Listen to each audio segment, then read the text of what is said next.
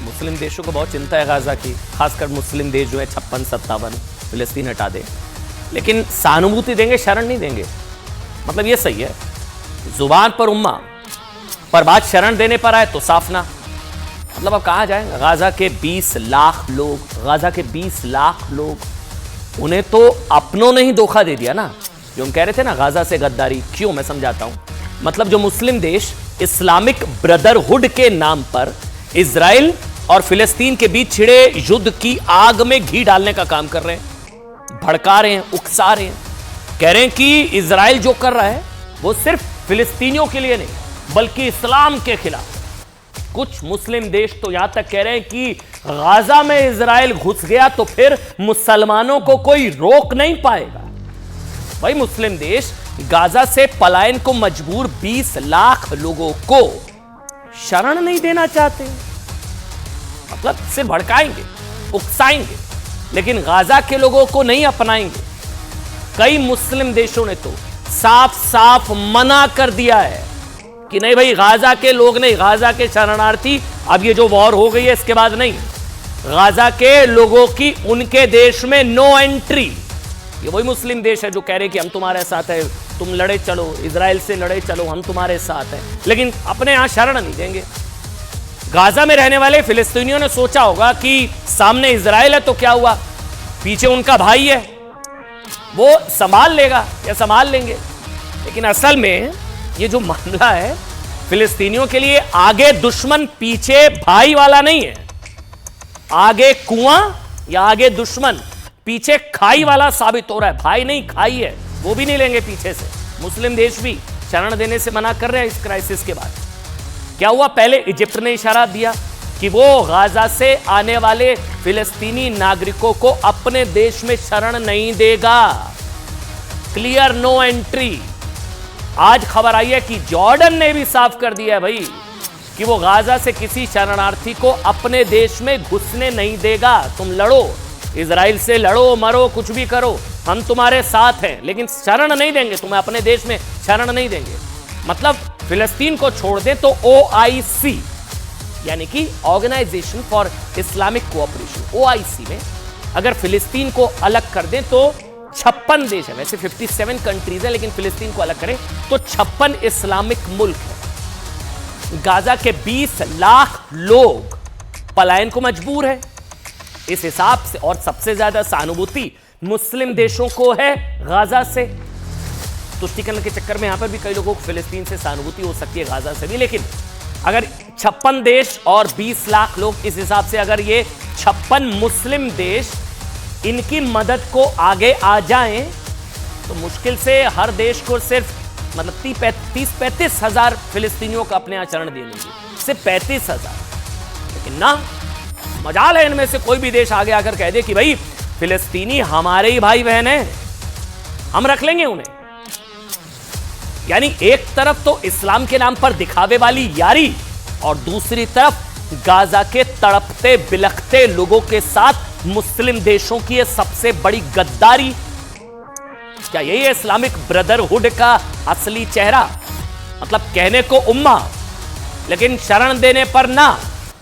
क्या हुआ है, जॉर्डन के किंग अब्दुल्ला ने, एक एक शब्द ध्यान से सुनिएगा, जॉर्डन के किंग अब्दुल्ला ने कल जर्मनी में पत्रकारों से साफ तौर पर कहा, ना तो जॉर्डन फिलिस्तीन के किसी शरणार्थी को अपने देश में आने देगा और ना ही इजिप्ट ऐसा करने देगा।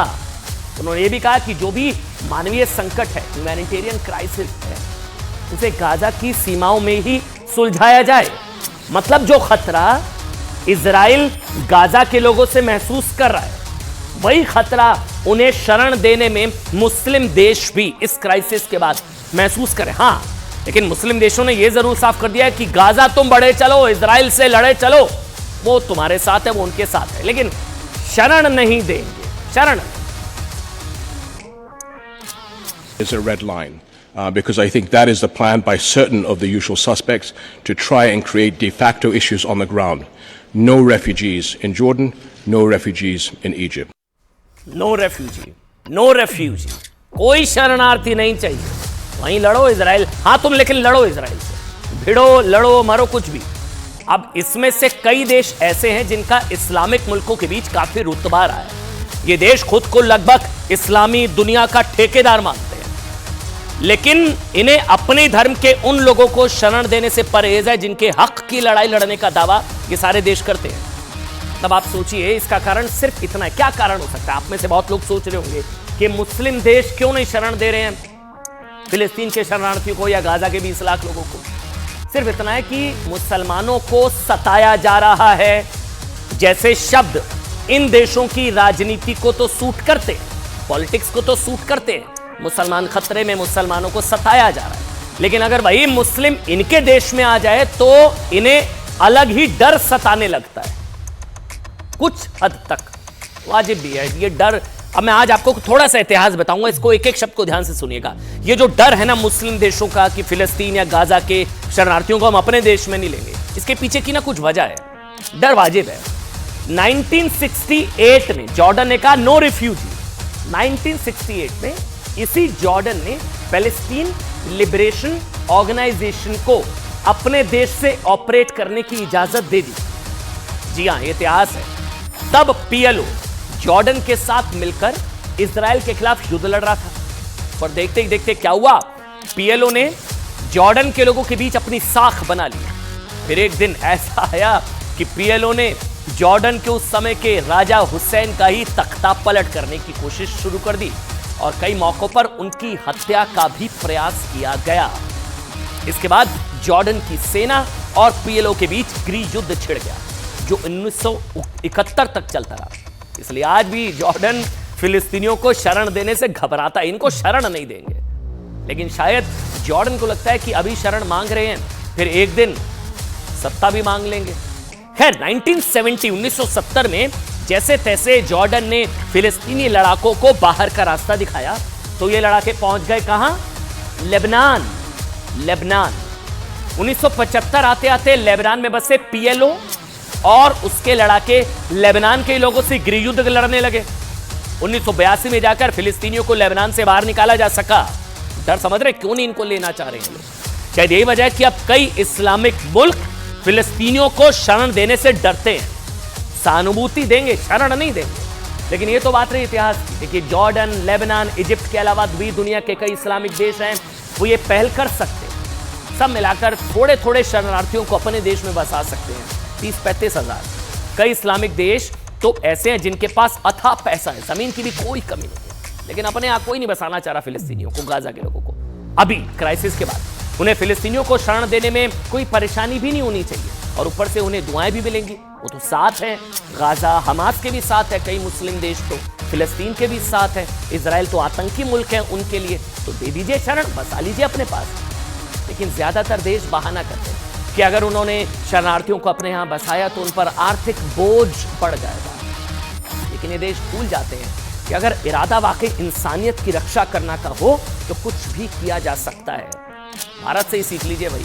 उदाहरण के लिए याद करिए 30 से 40 साल पहले तक भारत बहुत गरीब देश हुआ करता था, पर फिर भी जब 1970 की शुरुआत में तब के पूर्वी पाकिस्तान में बंगाली मुसलमानों का पाकिस्तान की सेना नरसंहार कर रही थी, तब भारत ने वहां के 1 करोड़ से ज्यादा लोगों को हमने शरण दी, भारत ने शरण दी। इनमें से ज्यादातर बंगाली मुसलमान थे।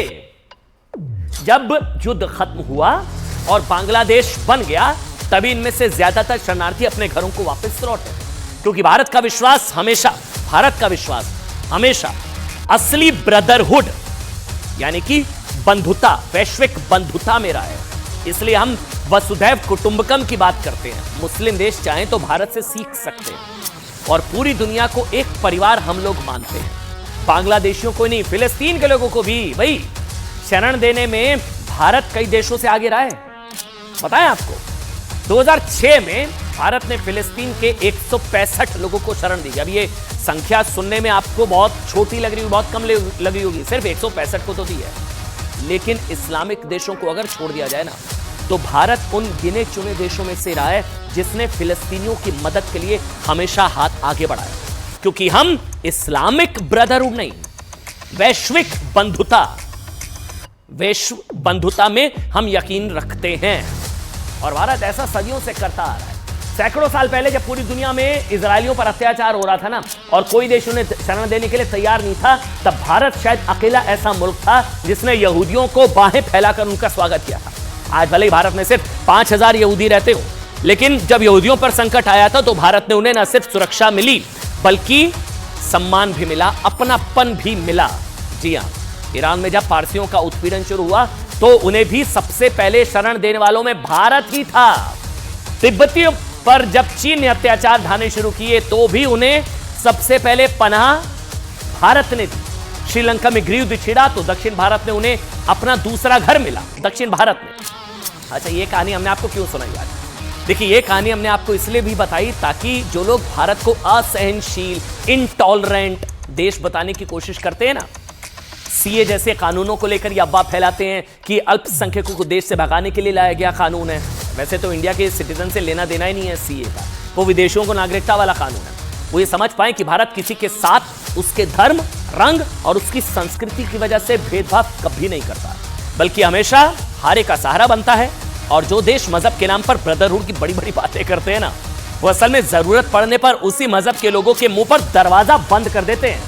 हाँ, इतना जरूर है, हमास को लड़वाने भिड़वाने में ये देश पीछे नहीं है। ईरान के सर्वोच्च धार्मिक नेता आयतुल्ला खमेनी ने भी कहा है कि लड़ाई आगे बढ़ी तो मुसलमानों को कोई रोक नहीं पाएगा। वैसे आपको